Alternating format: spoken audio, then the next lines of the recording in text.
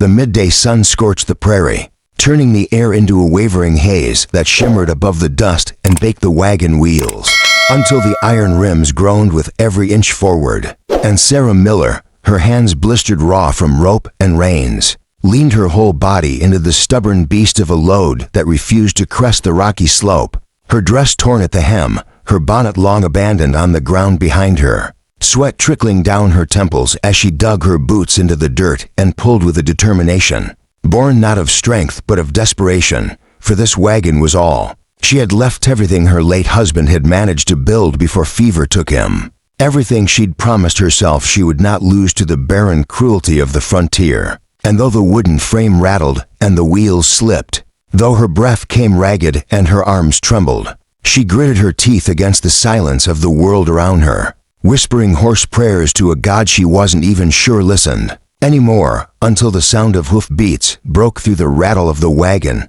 slow, steady, deliberate, the kind of sound that carried weight not just of a horse but of the man who rode it. And when she dared lift her head, hair sticking wild, to her dirt-streaked face, she saw him tall in the saddle, had pulled low against the sun, jaw shadowed with days of trail dust, eyes unreadable as they rested on her solitary struggle. A cowboy whose name she did not know but whose silence spoke louder than 100 words. And before she could curse him for staring, before she could muster the pride to send him away, he swung down from his horse without a word, hitching the reins to her wagon's frame, looping the leather taut beside her fraying rope, and in one fluid motion, his beast of a horse leaned into the hill, muscles rippling with raw strength. The wagon jolted, lurched forward, and Sarah, stunned into silence, stumbled beside it, still clutching her rope, until she realized she was no longer alone in the fight, that his presence, wordless but steady,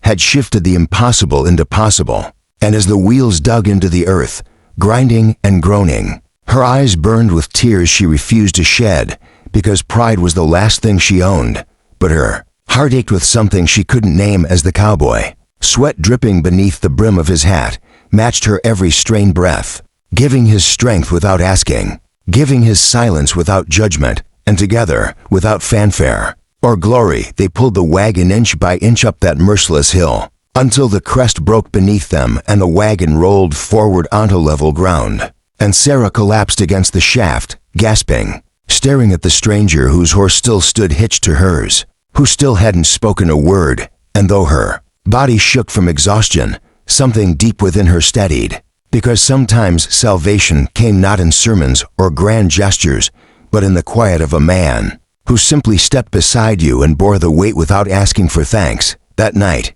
camp was a lonely patch of earth beneath the wide expanse of stars, the wagon creaking as it settled into the grass, the prairie wind carrying the low song of crickets, and Sarah, arms stiff from the day's fight, sat with her knees drawn to her chest, a small fire crackling at her feet, her eyes flicking to the cowboy across the flames, who leaned against his saddle with a calm that spoke of long miles and longer silences. And though she wanted to thank him, words tangled bitter in her throat, because thanks felt too small for what he'd done, and pride still dug its claws into her chest, whispering that she hadn't asked for help, that she hadn't needed saving, even though her body knew otherwise. But he must have sensed the battle within her, because when he finally spoke, his voice was low and steady. That wagon of yours looks heavy for one set of hands. And though the words were plain, Sarah felt heat rise to her cheeks, defensive as she snapped back. It's mine to pull, and instead of arguing,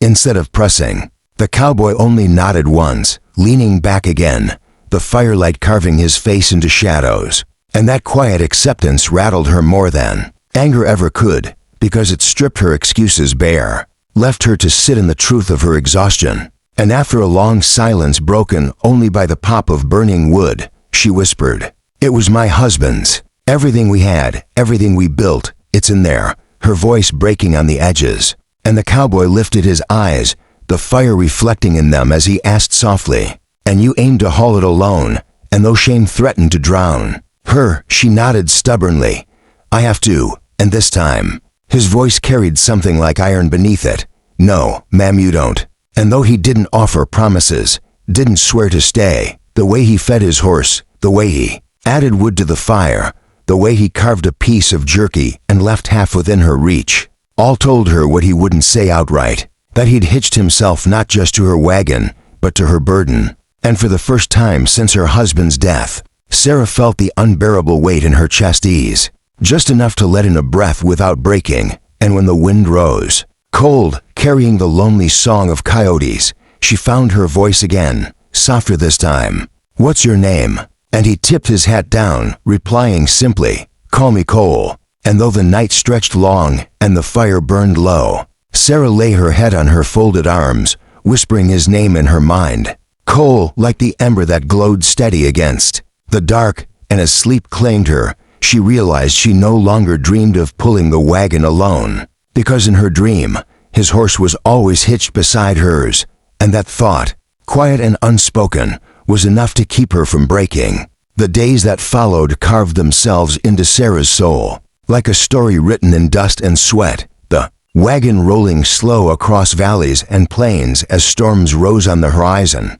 and dangers of the trail prowled nearer. But each time her strength flagged, each time the memory of her husband's death threatened to hollow her out, she would glance to the side and see Cole there, steady in the saddle, reins loose in one hand, rifle across his lap, his horse hitched without question to her load whenever the ground turned against her. And though words between them were few, silence became a language of its own, a trust born not of promises, but of actions repeated day after day, until Sarah's pride, once sharp enough to cut, softened into something else, something like gratitude, something like the fragile stirrings of hope, and yet danger had its way of testing what the world was trying to mend. For one dusk, as the wagon creaked through a narrow pass, shadows lengthening like claws, a gang of riders appeared on the ridge, faces hard, eyes greedy, their voices carrying threats that made Sarah's blood run cold, demanding coin she didn't have,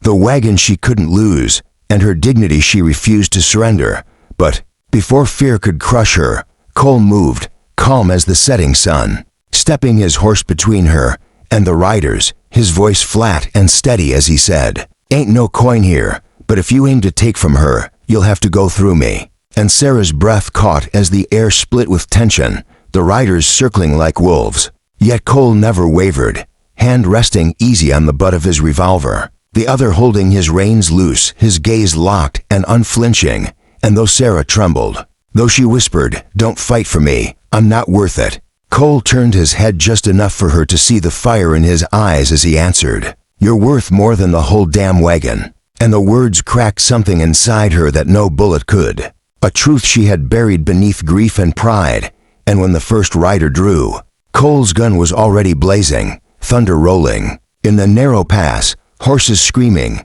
and Sarah, instead of hiding, seized the rope of the wagon like she had that first day, bracing herself beside him, refusing to shrink back. And when the smoke cleared, when the last rider lay in the dust and the echoes faded into silence, she stood trembling, staring at the cowboy who'd hitched himself not just to her wagon, but to her very life. And before doubt could steal the moment, she whispered, "You didn't have to." And he replied, voice low but certain, "No, Mum, I chose to." And in that choice, Sarah saw not just strength but the kind of devotion she thought she'd lost forever. And as the stars rose above them, she leaned against him, allowing herself for the first time to let go of the crushing weight she'd carried alone, knowing that sometimes the greatest gift wasn't being saved, but being seen. And friend, if this tale stirred your heart, if Cole's quiet strength and Sarah's courage lit a fire in you, then don't ride off just yet. Hit that subscribe button. Stay in the saddle with us, because there are more Wild West stories waiting, tales of grit, love, and redemption under the endless sky, and we'd be honored to ride this trail with you.